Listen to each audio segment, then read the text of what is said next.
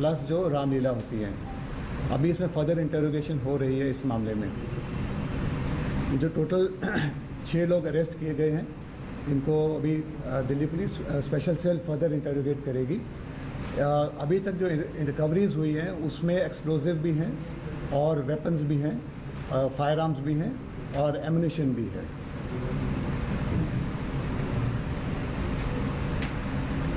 ये जो ट्रेनिंग वहाँ पे दी गई थी, इसके बारे में हमने काफ़ी डिटेल्स में इन लोगों ने बताया है, और ये डिटेल जो है हम सेंट्रल एजेंसी से भी शेयर करेंगे ताकि इसके ऊपर जो है फर्दर जो संज्ञान में इसको लिया जा सके। सर तो पाकिस्तानी आपको बताइए कहाँ से? ये पाकिस्तानी नहीं है, इंडियंस हैं। हाँ, ये इनका नाम है उसामा और Zeeshan. So was they also trying to do a targeted killing, because the early input was also suggesting that Pakistan was trying to target many particular personalities? Yes, exactly. इसमें क्या है कि जो एक्सप्लोजिव्स और आईडीज़ हैं उनको तो फेस्टिव सीज़न के दौरान जो हैवी फुटफॉल वाले एरियाज़ या जहाँ बड़ी गैदरिंग है वहाँ पे यूज़ होना था, लेकिन जो पिस्टल्स भेजी गई हैं ये इंपोर्टेड पिस्टल्स हैं जो, और हाई क्वालिटी की पिस्टल्स हैं, इटालियन पिस्टल्स हैं ये, और एमुनिशन जो है ये टारगेटेड किलिंग्स के लिए यूज़ होना था। ऐसी हमारी जो इनपुट्स थी वो सजेस्ट करती हैं। But the recovery has also been made from Uttar Pradesh. So what are the bases for which they were targeting, which are the area they were focusing? ये जो इसमें जो इन्होंने जो बॉम्ब ब्लास्ट करने थे, ये दिल्ली, यूपी, महाराष्ट्र और अदर स्टेट्स में इनके लाइकली टारगेट्स थे। हाँ जी, साउथ इंडियन अभी तक तो नहीं, लेकिन दीज आर अर्ली डेज, क्योंकि अभी तो हमने आज से ही अरेस्ट शुरू करी है।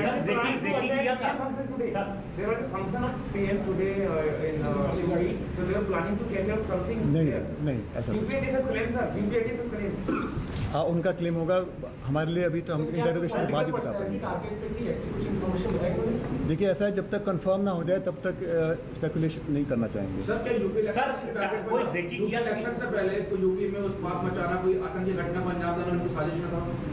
देखिए आज ही अरेस्ट शुरू हुई है, अभी जो है प्रिलिमिनरी प्रेस कॉन्फ्रेंस है, मे बी अगर आगे कुछ डिटेल्स होंगे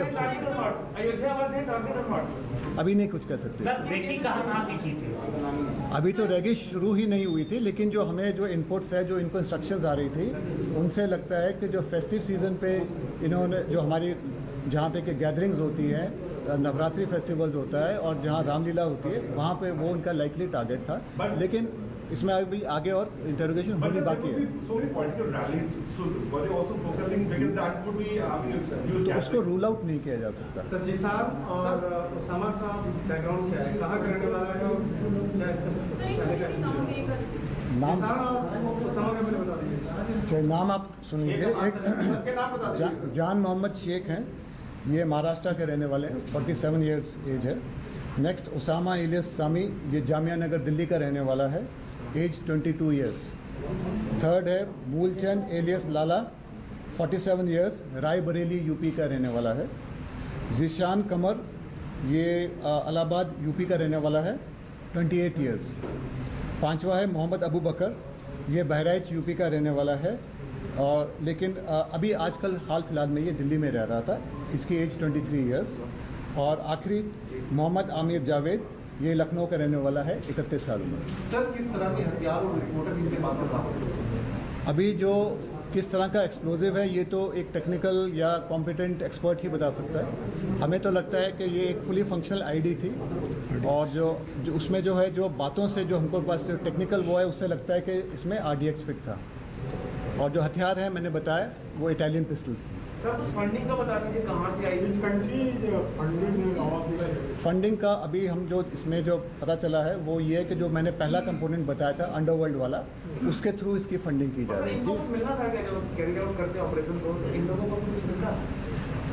ये तो एक तो आइडियोलॉजिकली मोटिवेटेड थे, ठीक है, उसी की वजह से ये रेडिकलाइज होने के बाद ही ट्रेनिंग के लिए वहाँ गए थे, और बाकी इनको फंडिंग में कुछ कैश कंपोनेंट मिलना था या और कोई बात थी, वो इंटरोगेशन में है।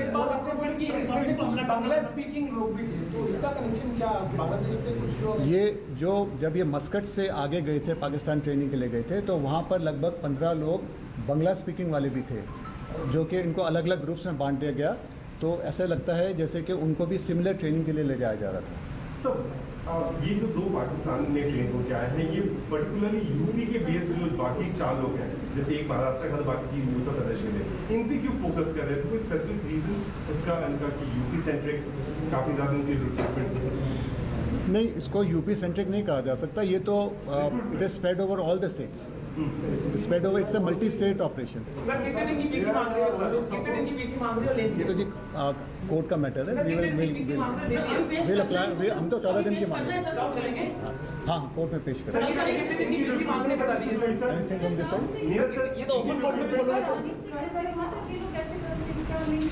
सर। कहाँ पर जी? 6 तो क्या लिंक है सर आपस में? सर हाँ, इन 6 आपस में क्या लिंक है? कैसे हुआ? इनके ऊपर कौन? जैसा मैंने बताया, इसमें 2 कंपोनेंट्स हैं। एक है अंडरवर्ल्ड वाला कंपोनेंट, उनका काम था आईडी को सेफली क्रॉस कराना और उसके बाद उसको सिटीज़ तक पहुंचा देना। और दूसरा कंपोनेंट था जिनका काम था कि इनके इस्तेमाल की जगह ढूंढना, कि कौन से फेस्टिवल में कहाँ पे इनको इस्तेमाल किया जा सकता है, वो करना, उसका बाद उनको प्लांट करना। तो ये 2 कंपोनेंट थे और इनका आपस में जो कोऑर्डिनेशन है वो सारा अक्रॉस द बॉर्डर से किया जा रहा था। सारा cross. So that is why we are saying कि ये एक पाक ऑर्गेनाइज्ड, एक कोऑर्डिनेटेड वो है जिसमें कि ट्रेनिंग भी वहाँ से हुई है और ऑर्गेनाइजेशन और कोऑर्डिनेशन भी सारा वहीं से किया सर है। एक बार ये बता दीजिए ना, कितने दिन की पीसी मांगोगे? तो ओपन कोर्ट में ही बोलोगे। हम तो 14 दिन की मांगे। 14 दिन की ना, ठीक है sir. Thank you. Delhi police के स्पेशल की बहुत बड़ी प्रेस कॉन्फ्रेंस, इस समय की बड़ी ब्रेकिंग स्टोरी, दिल्ली पुलिस के स्पेशल सेल की बड़ी प्रेस कॉन्फ्रेंस। त्योहारों पर, जो त्योहार आ रहे हैं, नवरात्र आ रहे हैं, दिवाली आ रही है, बाकी त्योहार आ रहे हैं, उससे पहले एक बड़ी वारदात को अंजाम देना चाहते थे 6 आतंकियों, उनको गिरफ्तार किया गया है। मैं आपको बता देता हूं कि इन आतंकियों को गिरफ्तार कर लिया गया है। इसमें से कुछ उत्तर प्रदेश के हैं, कुछ आतंकी जो हैं वो दिल्ली से उसके तार जुड़े हुए हैं, कुछ के महाराष्ट्र से तार जुड़े हुए हैं। तो इस समय की सबसे बड़ी और ब्रेकिंग स्टोरी यही है कि दिल्ली में स्पेशल सेल ने 6 आतंकियों को गिरफ्तार किया है। और एक और बड़ी खबर है, इसमें दाऊद इब्राहिम का नाम आ रहा है। इस पूरे घटनाक्रम में दाऊद इब्राहिम का नाम आ रहा है। मैं आपको बता दूं, अंडरवर्ल्ड डॉन दाऊद इब्राहिम के भाई अनीस इब्राहिम की भूमिका भी है इन आरोपियों के साथ। फंडिंग के लिहाज से अनीस इब्राहिम का नाम आ रहा है। ये दिल्ली को नहीं, देश को दहलाने की कोशिश थी। तालिबान के बैकग्राउंड के अंदर 6 आतंकी पकड़े हैं दिल्ली पुलिस की स्पेशल ब्रांच ने। इस समय की बड़ी ब्रेकिंग स्टोरी है। अनंत तिवारी हमारे संवाददाता इस समय जुड़े हैं। अनंत तिवारी, ये अपने आप में सनसनीखेज है, 6 आतंकियों को गिरफ्तारी करना। दिल्ली, यूपी, राजस्थान, महाराष्ट्र की गिरफ्तारी हो रही है। जी देखिए अमीश जी, बिल्कुल ये पैन इंडिया मॉड्यूल था जिसका खुलासा जो है वो दिल्ली पुलिस की स्पेशल सेल और यूपी एटीएस ने किया है। महाराष्ट्र, उत्तर प्रदेश और दिल्ली से इन आतंकवादियों को गिरफ्तार किया गया है। लेकिन सबसे चौंकाने वाली बात अमित जी ये है कि इसमें अंडरवर्ल्ड डॉन दाऊद इब्राहिम के जो भाई अनीस इब्राहिम है, उसका सीधा रोल सामने आया है। जो लाला नाम का एक अंडरवर्ल्ड का आदमी पकड़ा गया, उसने खुलासा किया है कि अनीस इब्राहिम को हथियार और विस्फोटक इकट्ठा करने और फंडिंग इकट्ठा करने की जिम्मेदारी दी गई थी, ताकि भारत में जो धार्मिक आयोजन है, रामलीला है, नवरात्र है और जो भीड़ भाड़ वाली गैदरिंग है, वहां पर हमले कराए जाएं, प्रतिष्ठित जो लोग हैं उन पर हमले कराए जाएं, कॉन्ट्रैक्ट किलिंग कराई जाए। और सबसे बड़ी बात यह है कि 2 आतंकवादी जो पाकिस्तान में बाकायदा ट्रेनिंग लेकर आए थे, उन्हें मस्कट के रास्ते शिप के जरिए पाकिस्तान ले जाया गया। वहां पर एक फार्म हाउस में उन्हें हथियार बनाने की ट्रेनिंग दी गई। और स्पेशल सेल ने यह भी खुलासा किया है कि उस शिप में 15 और ऐसे लोग थे जो भारत के हैं, बंगला बोलने वाले हैं। तो जाहिर तौर पर भारत में क्या अभी और भी बहुत सारे स्लीपर सेल छुपे हुए हैं, ये एक बड़ा सवाल है। और इसी को लेकर एजेंसी ने, जो देश की बड़ी एजेंसी, उन्होंने स्पेशल सेल को एक इनपुट दिया था और उसके बाद एक ज्वाइंट ऑपरेशन के तहत इन 6 लोगों की गिरफ्तारी की गई है। और ये बड़ी इस समय की ब्रेकिंग स्टोरी है। दिल्ली को नहीं, देश को दहलाने की कोशिश थी। धार्मिक स्थलों पर हमले का प्लान था, धार्मिक आयोजनों पे हमले का प्लान था। जैसे नवरात्र आ रहे हैं, जैसे रामलीला होती है उस दौरान, जैसे नवरात्र में कई कार्यक्रम आयोजित होते हैं, उस दौरान हमले की साजिश थी। मेरे साथ जाने माने security expert colonel Shivdan Singh जुड़ रहे हैं। शिवदान जी, मैं आपसे जानना चाहता हूं, और मेरा सीधा सवाल आपसे यही है कि ये एक्सपोजर तो दिल्ली पुलिस के स्पेशल सेल का है, ये कितना इंपॉर्टेंट है भारत के लिए तालिबान के बैकग्राउंड में? देखिए, बहुत ही इंपॉर्टेंट है। तालिबान को सत्ता में बिठा करके पाकिस्तान की आईएसआई का पूरा ध्यान अब भारत की तरफ है। और जो कुछ आशय आईएसआई कर रही है, एक ये सैन्य पद्धति के हिसाब से इसको हाइब्रिड वार बोला जाता है। आजकल सीधे युद्ध कोई नहीं करेगा, आजकल इसी प्रकार के आतंकवादी युद्ध की प्रणाली चल पड़ी है। इसके द्वारा पाकिस्तान भारत के मनोबल को गिराना चाहता है। यदि ये सफल हो जाता तो पूरे दिल्ली या एनसीआर रीजन में ये धमाके कराकर आतंकी नहीं, ये तो पैन इंडिया मॉडल है। ये जैसे हमारे पास जो दिल्ली पुलिस की स्पेशल सेल ने जानकारी दी है, this is the pan Indian model. पूरे इंडिया में ये पूरे इंडिया में कराना चाह रहे थे और इनकी प्लानिंग यही है कि अपने स्लीपर सेलों से पूरे इंडिया में इस प्रकार के सांप्रदायिक दंगे कराए जाएं, धमाके कराए जाएं, जिससे देश का राष्ट्रीय सुरक्षा छिन्न भिन्न हो जाए। और जब पूरे देश में असंतोष फैल जाए तो उसके बाद ये आराम से इसमें तालिबान की तरह जैसे अफगानिस्तान में किया है, उसी प्रकार का ये भारत में भी कराने का प्रोग्राम बना रहे थे, जिसको हमारी सिक्योरिटी एजेंसियों ने समय पर पकड़ के और इनको एक्सपोज किया है। ये मैं दिल्ली पुलिस की सेल को बहुत बहुत मुबारक देना चाहता हूं और अपनी शुभकामनाएं देना चाहता हूं। उन्होंने देशभक्ति के लिए देश की सुरक्षा में बहुत बड़ा सहयोग किया है।